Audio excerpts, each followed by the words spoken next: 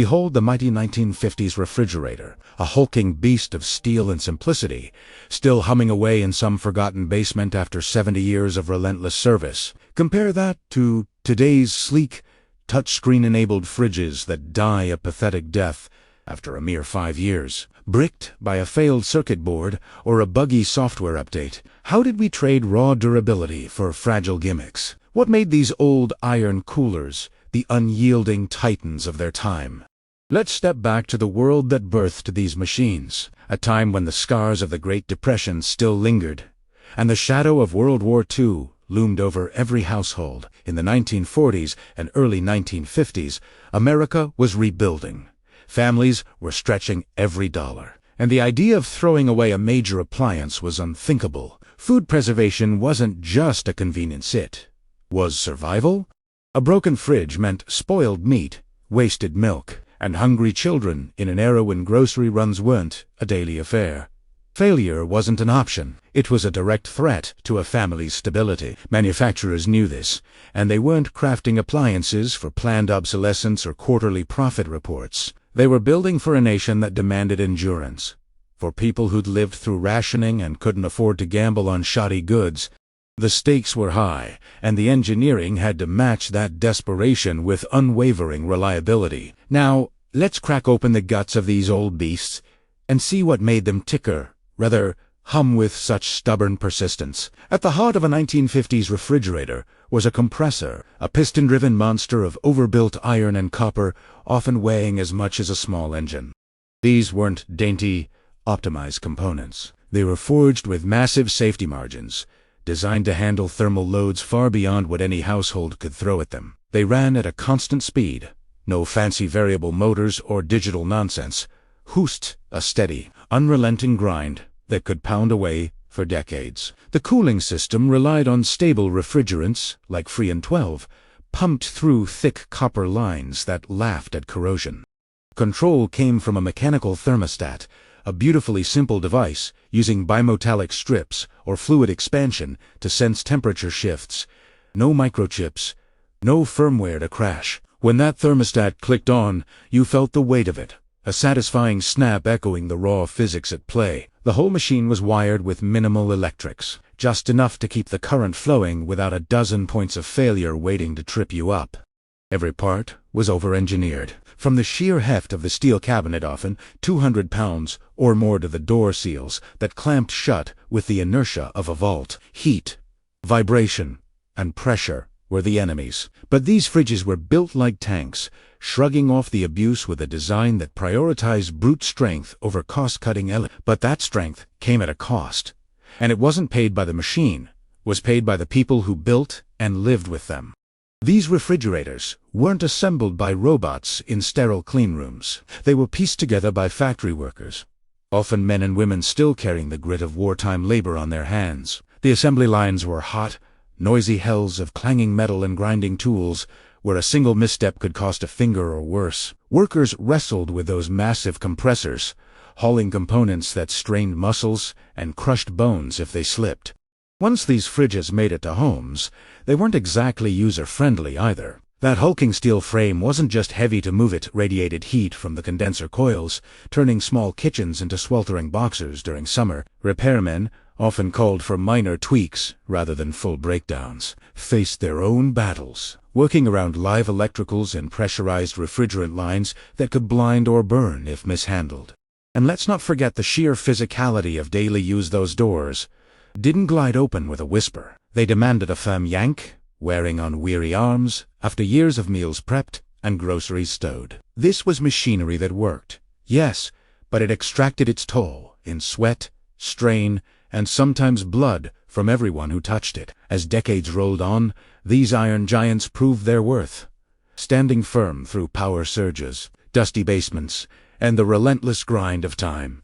Many kept cooling through the 1980s and beyond, their compressors still chugging while the world moved on to flimsier designs. Contrast that with today's refrigerators, where a single failed sensor or a burned-out control board can render a $2,000 unit useless, often within a decade. Modern designs chase energy efficiency and shiny features, but they're betrayed by fragile electronics and cost-cutting materials like plastic brackets that snap under stress.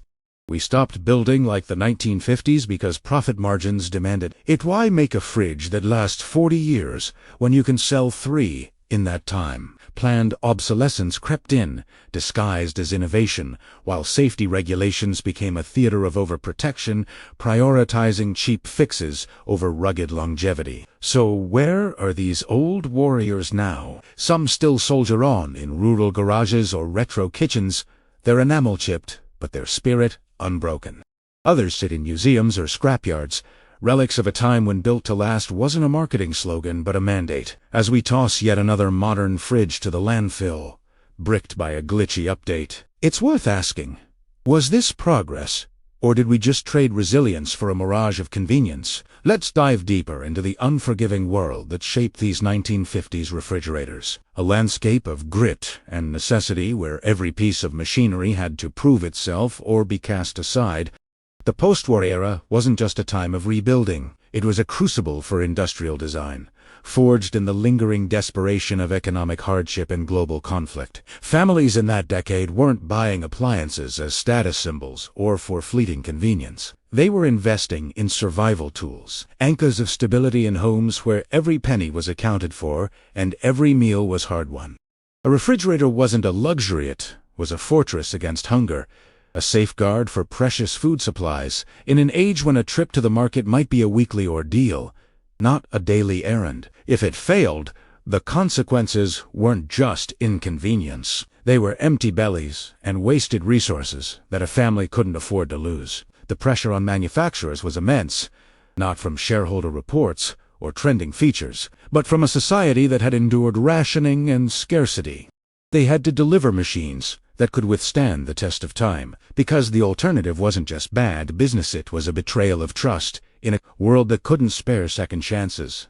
This urgency wasn't abstract. It was etched into the very design philosophy of the era. Companies didn't have the luxury of cutting corners or chasing short-term gains. They operated under the unspoken mandate that their products had to endure, not for a warranty period, but for a lifetime.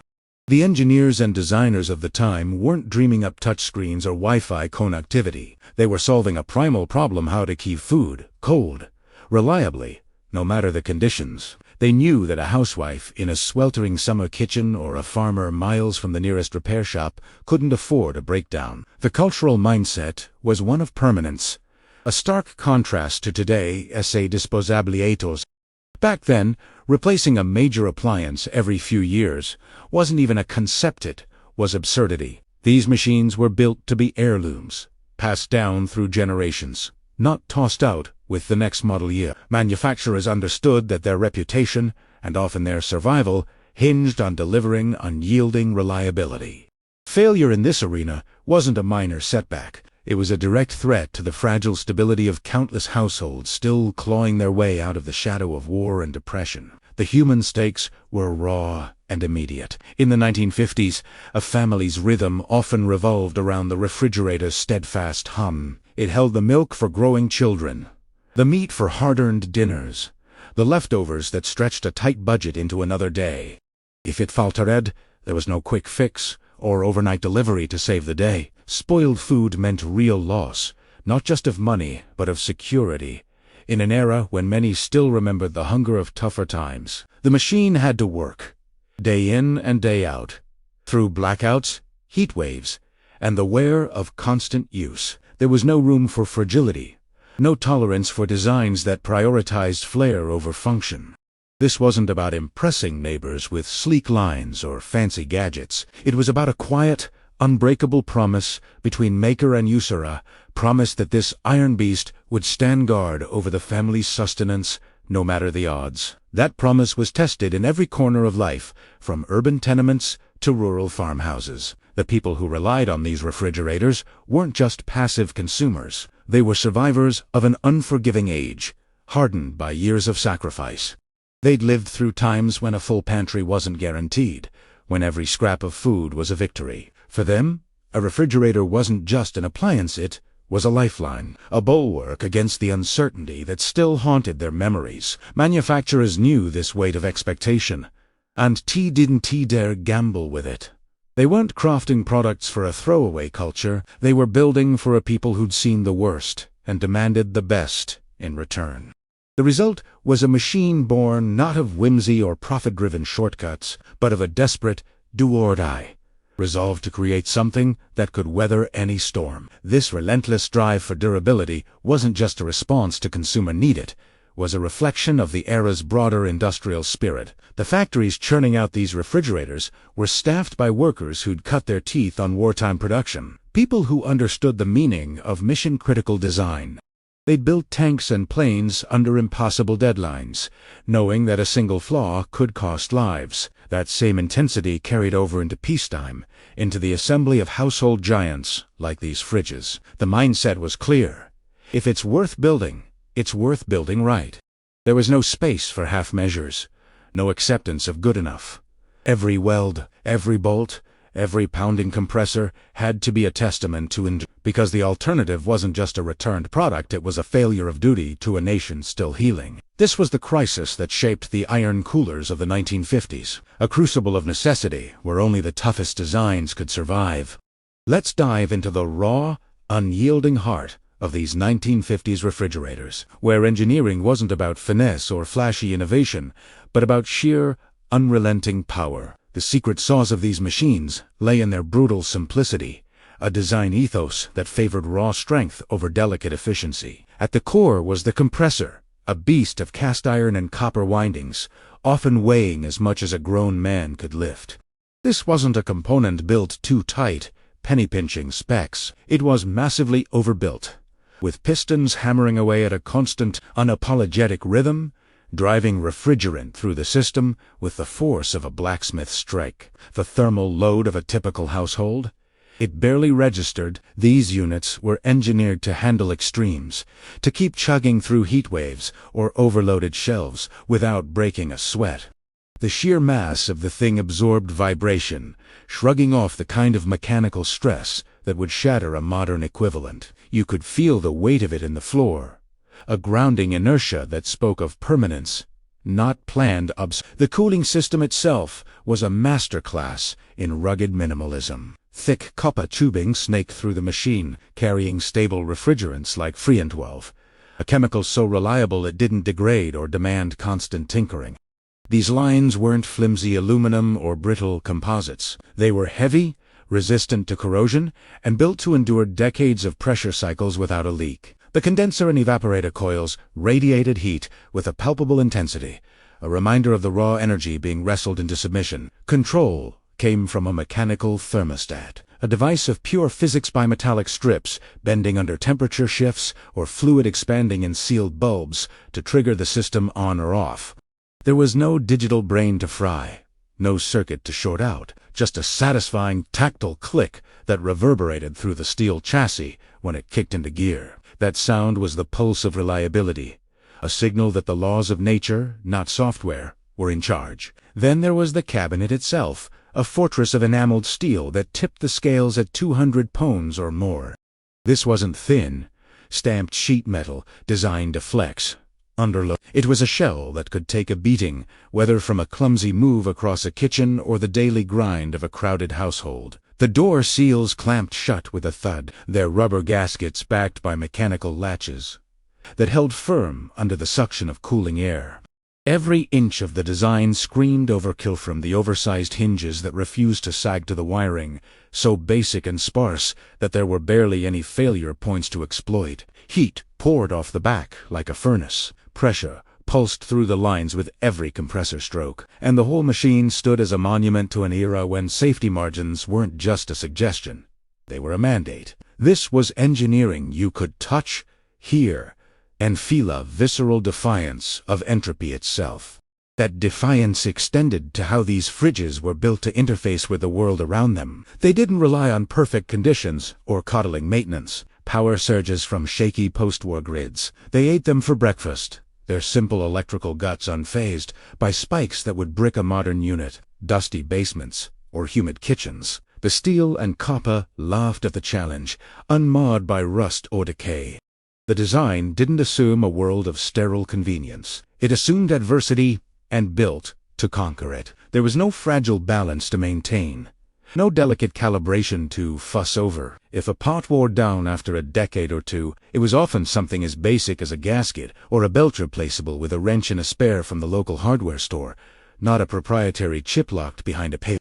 This was machinery that didn't just work. It dominated, turning the chaos of everyday life into a footnote against its iron will. Contrast that with the philosophy behind today's appliances, where complexity masquerades as progress. Modern refrigerators are riddled with electronic control boards, sensors, and variable speed motors, all optimized for energy savings but primed to fail at the slightest hiccup.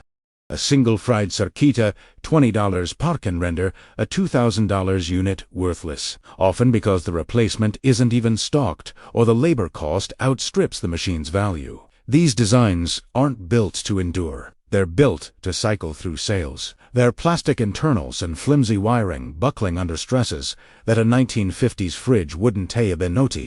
We traded the thud of steel for the whine of planned obsolescence, all in the name of profit and a veneer of eco-friendliness that crumbles when the landfill stats roll in. The brilliance of those old coolers wasn't just in their brawn, but in their stubborn refusal to bow to time. Many of them powered through the 1970s, 80 segundos, and even into the 21st century, their compressors still grinding while entire generations of newer models were scrapped. They weren't perfect, far from it. They guzzled electricity with the efficiency of a steam engine, and their refrigerants later proved harmful to the environment, but they delivered on their core promise to keep food cold, no matter what. That promise was forged in a time when failure wasn't a glitch to be patched with a warranty. It was a catastrophe to be avoided at all costs. As we stand in the shadow of those old titans, surrounded by the brittle relics of modern design, it's hard not to wonder if we've engineered ourselves into a corner sacrificing resilience for features that dazzle until the first inevitable breakdown. Let's fast forward through the decades and witness the unyielding endurance of these 1950s refrigerators. Machines that stood as silent sentinels in kitchens and basements while the world around them changed beyond recognition. Many of these steel-clad giants kept their cool straight through the 1960s and 70s. Their steady hum, a backdrop to cultural upheavals and technological revolutions. Some even soldiered on into the 1990s and beyond, tucked away in rural homes or retro diners, still preserving leftovers and chilling milk with the same dogged reliability they had when Eisenhower was in office. They endured power grids that flickered with inconsistency, survived moves across states in the back of rickety trucks, and shrugged off the kind of neglect that would kill a modern appliance in months. Their enameled exteriors might have chipped, their shelves might have sagged under decades of weight, but their core mission never faltered. These weren't machines that begged for careful handling. They demanded respect through sheer persistence, outlasting marriages, mortgages, and the rise of disposable everything. Now, cast your gaze on their modern counterparts. Sleek and feature-laden, but crumbling under the lightest strain. Today's refrigerators, often costing upwards of $2,000, promise the world with their digital displays and Wi-Fi connectivity, yet they're lucky to make it a decade before an unfixable flaw sends them to the junkyard. Take a common failure, a control board, a tiny slab of circuitry that governs the whole operation, fries out after a minor surge, or a humid summer.